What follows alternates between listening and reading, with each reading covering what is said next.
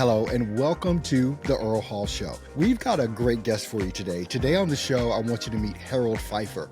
He's a bold voice shaped by grit, war zones, and raw experience, from Mississippi streets to air traffic towers in war-torn nations. His journey is one of survival, service, and storytelling you won't forget. Mr. Phifer, welcome to the Earl Hall Show. Thanks for being here. How you doing, Mr. Hall? I'm glad to be here. Awesome. It is definitely my honor to have you on. You have been involved in one of the career fields, air traffic controlling, to be specific. And being an Air Force vet myself, I've heard that it is one of the most stressful jobs to have in the military, maybe outside of the military. How did you see that? And how did you get into it? Wow. Without telling my age completely. Come on, I'm 50. I'll be 56 this year. So let's do this. Okay.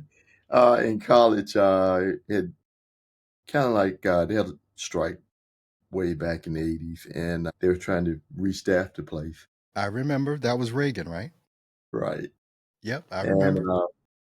I was needing a summer job, and I didn't know what it was. And I ran into this guy. He said, "Do you want a summer job?" And I was in IT at the time, and I didn't, nobody signed me up. So I'm like, well, I need a summer job. So he like, sign up, you get a summer job. I'm like, shoot, yeah.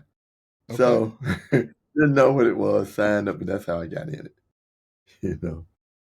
So Well, what is that experience like? I mean, I've never been in a tower, never seen the controls that you guys see. I'm only imagining like blips, all these blips on a screen, and kind of looking at that. Kind of walk us through that and how that, what kind of person is capable of doing that type of job, controlling air traffic.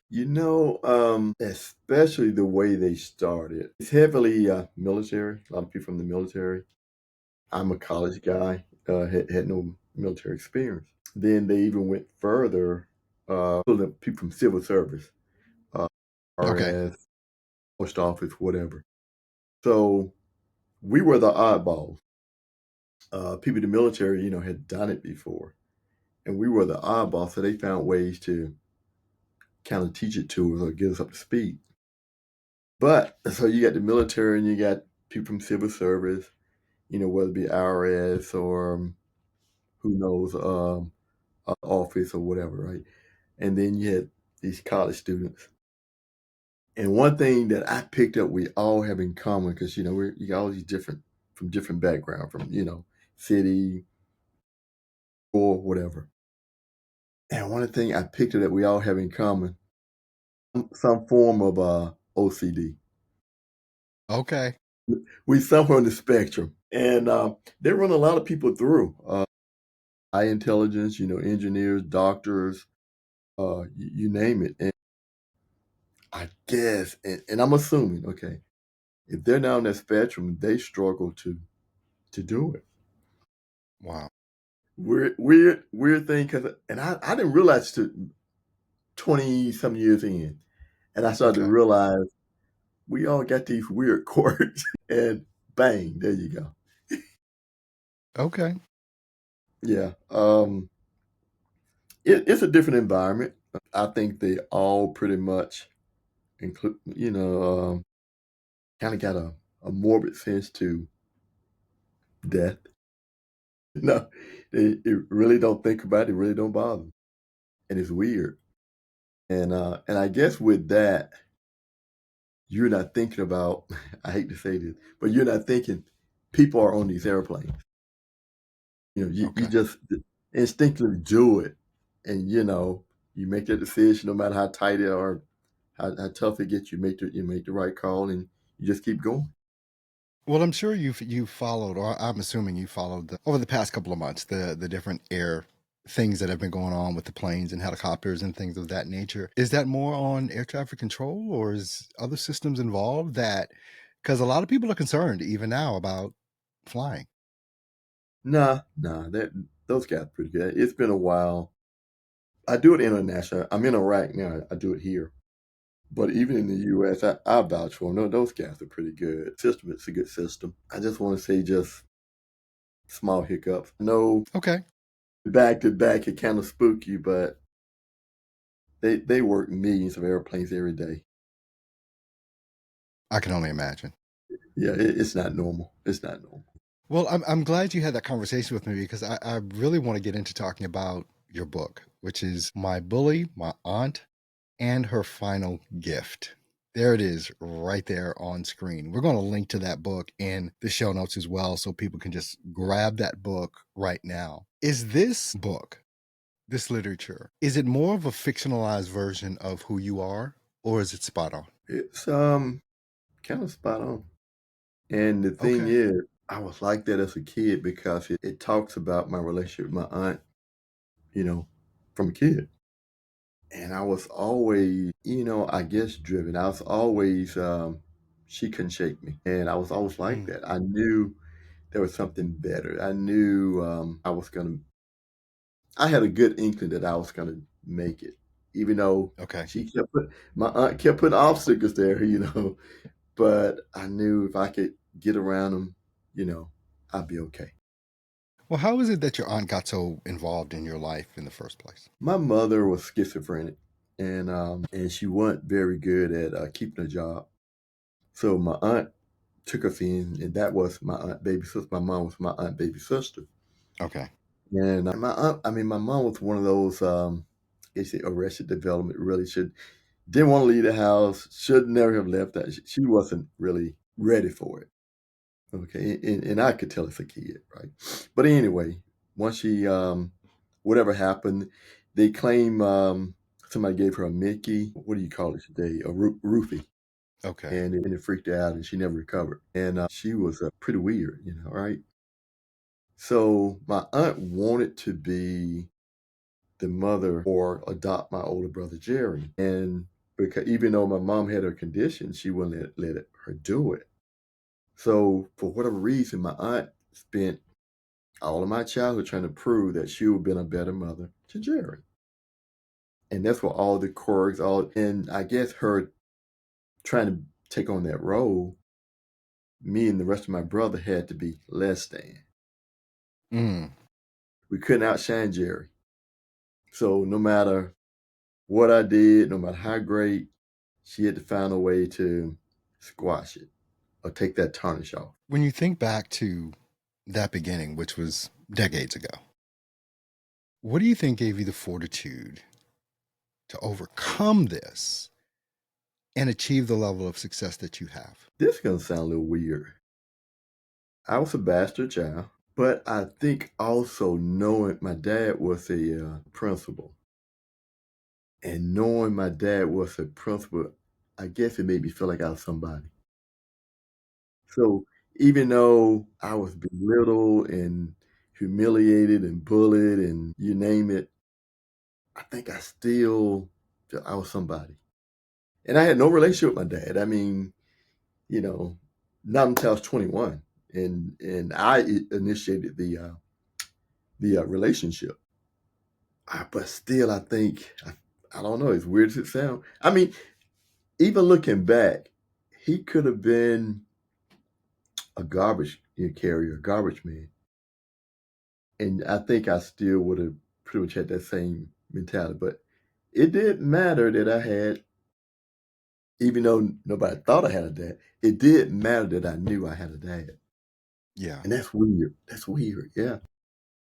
Well, I mean, there's a lot of things that go, that are involved with those types of relationships, whether you have a dad in the home or whether you don't.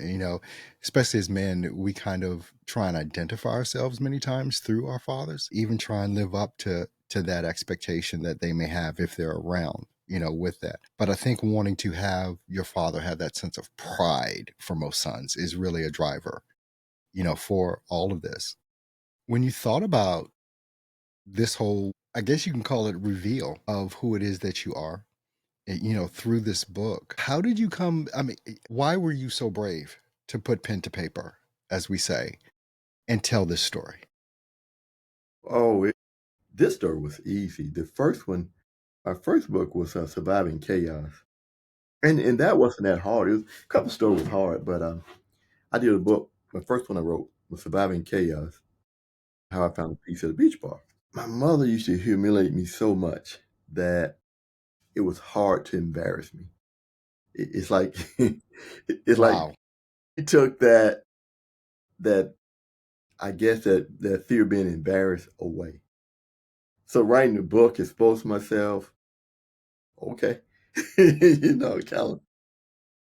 Well, I guess that can definitely happen. I'm reminded of this movie from Eminem, 8 Mile. And I don't know if you saw that, but it was a scene at the end where he just, okay, y'all know all this stuff about me. I'm just gonna tell it all.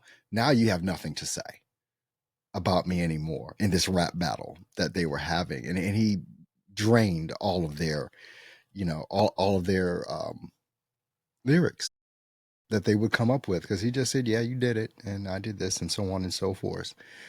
We're here with Harold Phifer, best-selling author. We're going to take a short break, and we'll be right back with more of the Earl Hall Show.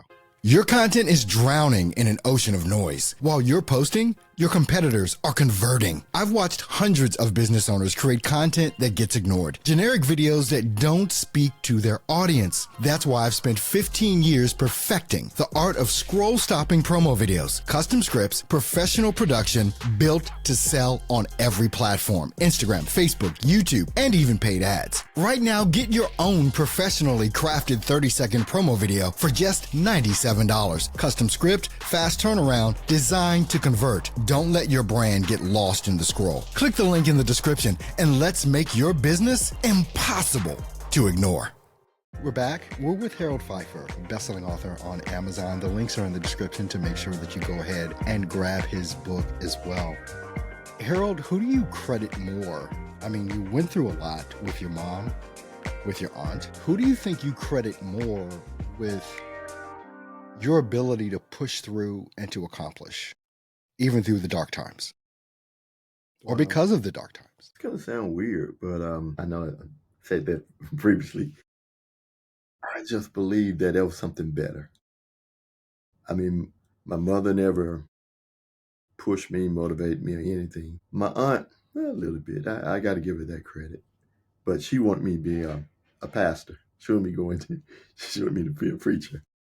Okay, you weren't having that. Okay. Right, and that was to benefit her though.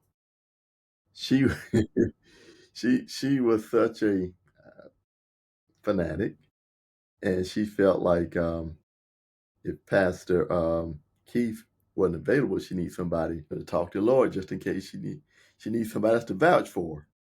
My And I would have goodness. been Okay. in the backup, okay? As if. Yeah.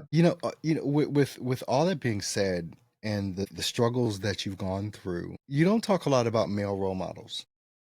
Were there male role models for you during all these times? Not really. My mom dated this guy, or he would come by the house, let's put it like that. You know how that goes, right? Understood. For a while, and he worked at the garbage department. And it's weird because there's a series, a fictional series I work on, and the character worked at the garbage department. And I did that specifically because the guy that kind of engaged me was that garbage man. And that's why I did that. The series is called the Food Goals series. The first book was called fiction book called Fool Me Thrice, Money Changes Everything. Wow. And then right now I got out the follow up, which is number 2 in the sequel, A Fool Indeed, all by my pen name Dean Conan in these books. But the garbage man is I made him in that profession for a reason. Was he like a safe place for you, or like what was the way, or what were the ways that he would encourage you or push you? He would, well, no man ever engaged me or talked to me, So it was the first time a man talking to you, engaging you, telling you stories about being in the military, telling you about sports, boxing. He was a sharp guy, and I didn't think it at first because he drunk all the time. Okay. You're in. He's up to see your mom, and you're in the way. So Mm, mm. I didn't think a lot of him until you get older and you start like he was just being a man, Okay. right? Okay. Right. You mentioned that you were in Iraq, right? Right now. Yeah, right. How did that come to pass? And how long have you been there, settled in Iraq? Right now I've been here about a year and a half, but I've done a couple of tours. I first came over in Afghanistan, and like I said, I talked about that in my traumatic situation in my first book, Surviving Chaos. We got kicked out of Afghanistan in 2023, Yeah. and I went to Guantanamo Bay, worked for a while, and came back here to Iraq um, in 2024. I've been a controller, you kind of got to pick your moments, I guess, when you're gonna let it go. And I'm kind of on that bubble. Hope my books does incredibly well, so I can, go that Absolutely. route. Absolutely. And hopefully we can help and aid in that just a little bit through this interview. What is the main message you want to get across to the readers of this book? Yes, death can either break you or make you stronger. You find games with death, it make them more enraged, especially if one of their friends or members or whatever. Some people would experience death and never recover. They lose a loved one, Okay. but it can make you stronger too, though. Losing Aunt Kathy, I'm not gonna say it's a good thing, but I guess I'm kind of spoiler alert. It brought me and my brothers back together, and that wasn't gonna happen until she passed. And you got to learn a lot of things about each other. You got to learn about forgiveness. You got to see hopefully some positive things they did. And funerals, that's what it's for. They show you the positive thing that person had on life, the family, community, whatever. So Now, like I even said, through death everything is that she not that put you through, you did her eulogy, right?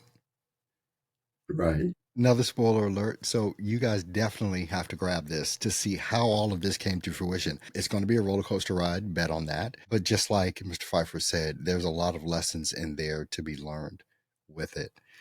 Mr. Phifer, I definitely want to thank you for coming on and sharing your story with us, not only about, your book, which is so important, My Bully, My Aunt, and Her Final Gift. We won't reveal what that was, but and even your story and being in Iraq right now, I think it's extremely interesting, and that you have this passion for writing. So I definitely want to thank you for being on the Earl Hall Show today. This has been a good conversation, and maybe soon we'll have you back again. So thank you for being here with us. Oh, of course, and I appreciate this time. Definitely. And to you, the listening and watching audience, thank you so much for tuning into this episode of the Earl Hall, and we'll see you on the next episode. You take care.